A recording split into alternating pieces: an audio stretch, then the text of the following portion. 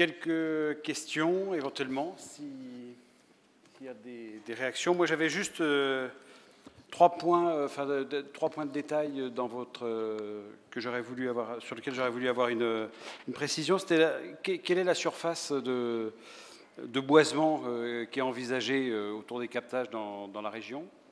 Et puis, deuxième chose, c'est est-ce qu'aujourd'hui, vous avez déjà, avec le recul que vous avez, mesuré quelques effets de ces boisements? Et est-ce qu'il y a des procédures prévues, un peu de suivi en termes de vitrine, finalement, pour montrer l'effet de ces boisements? Alors, très bonne question dans la logique développement forestier que j'évoquais tout à l'heure. Honnêtement, c'est un peu prématuré, parce que sur Fraise, où le boisement est le plus ancien, malheureusement, ce boisement ne représente qu'une infime partie du secteur concerné. Il y a notamment un champ de maïs qui est cultivé normalement, si je puis dire, juste à proximité du captage. Donc là, on n'aura pas beaucoup d'éléments.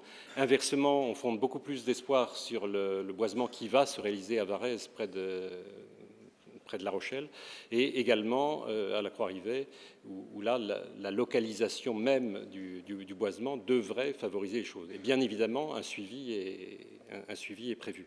Quant à la surface, je demande à Anthony de la valider. L'ordre de grandeur sur les 7 captages, c'est entre 25 et 30 hectares. Alors oui, effectivement, au niveau des boisements préconisés, on a en tout, à peu près les 7 captages réunis, on atteint 150 hectares quand même.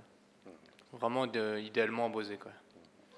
Mais sur 7 captages. Donc il ne s'agit pas non plus, comme le disait un élu l'autre jour où nous sommes allés en réunion de comité de communes, mais vous voulez tout reboiser. C'est ça qui est terrible, c'est que chaque fois, face au monde agricole, chaque fois qu'on prétend vouloir reboiser un secteur bien ciblé, tout de suite, la démarche, c'est vous voulez tout reboiser.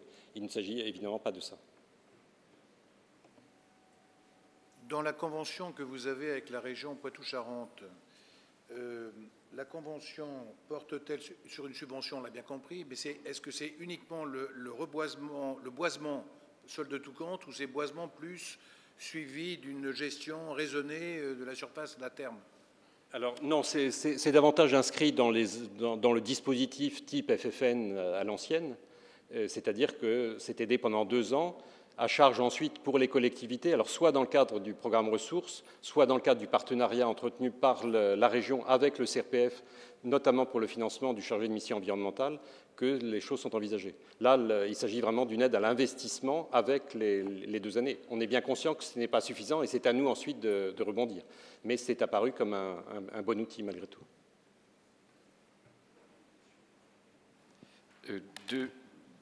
Deux questions concernant les captages qui ont été sacrifiés, donc les 140 disparus. La première question, y avait-il des captages très forestiers, très boisés sur ces 140?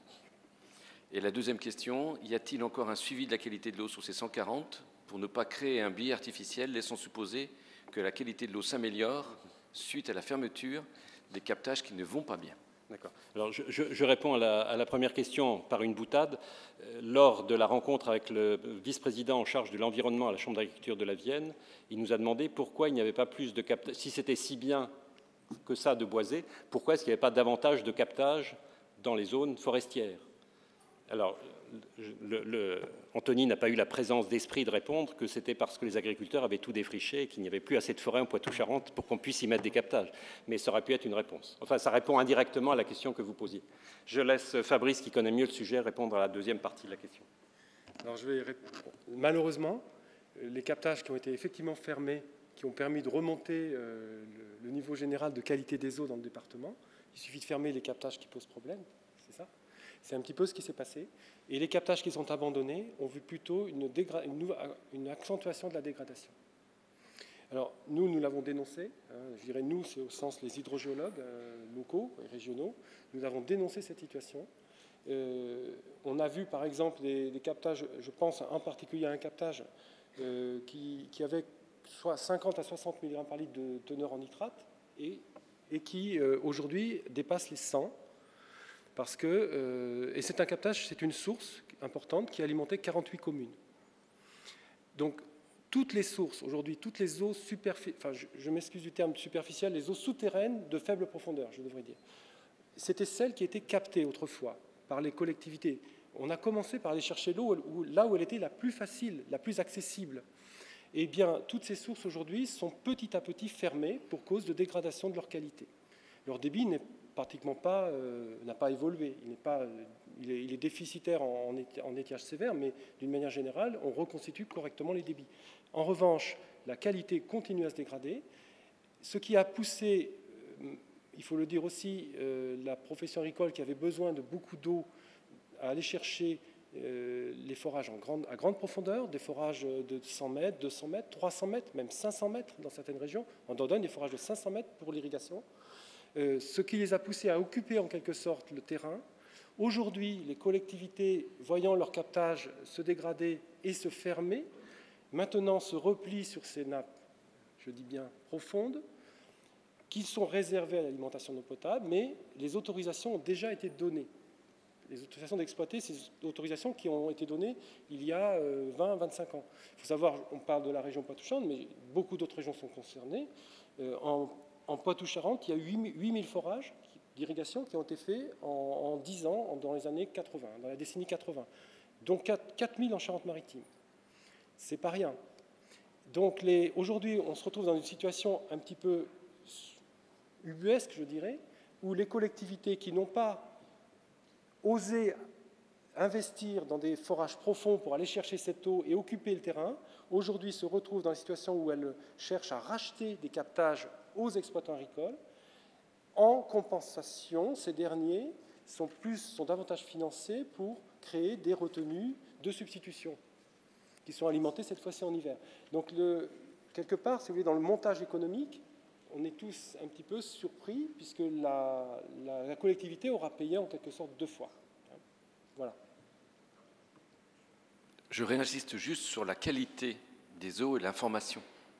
Il est donc diffusé une information fausse sur la qualité de la ressource, compte tenu du fait qu'elle ne tient pas compte des captages qui ont été fermés, qui sont pourtant anciennement ressources, mais qui ne sont plus pris en compte. Serait-il possible que les spécialistes de la question, et malencontreusement ce ne sont pas les agronomes, donc je vais aller plutôt du côté des hydrogéologues, serait-il possible que l'Association internationale d'hydrogéologie demande une correction immédiate des chiffres diffusés pour qu'ils ne correspondent pas à des faux, mais à des chiffres qui correspondent à la ressource, y compris la ressource que malencontreusement les humains admettent à un moment donné ne plus utiliser. Voilà, je trouve un énorme problème. On utilise un thermomètre que l'on agite dans l'air pour ne pas voir qu'on est en train de dépasser les 42 degrés, quoi.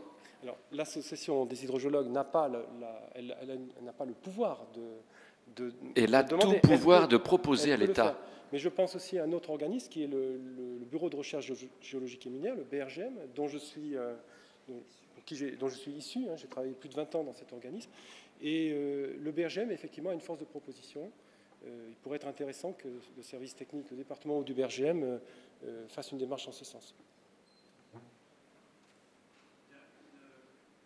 Une dernière question.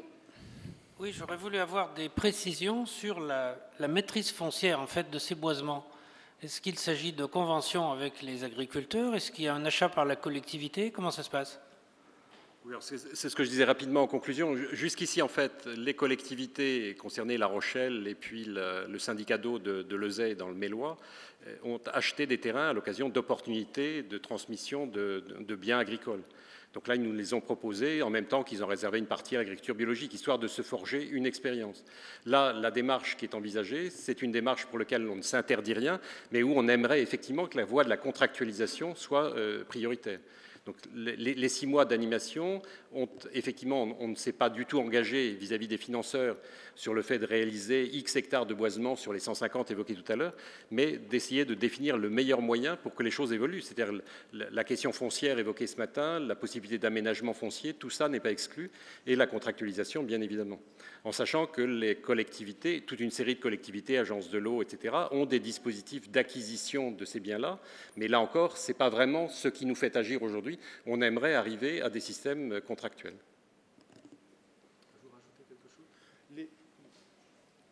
Il y a un exemple qui n'a pas été cité récent où l'hydrogéologue agréé, dans son rapport, a demandé le boisement d'une partie du périmètre approché. Et ça représentait une petite dizaine d'hectares.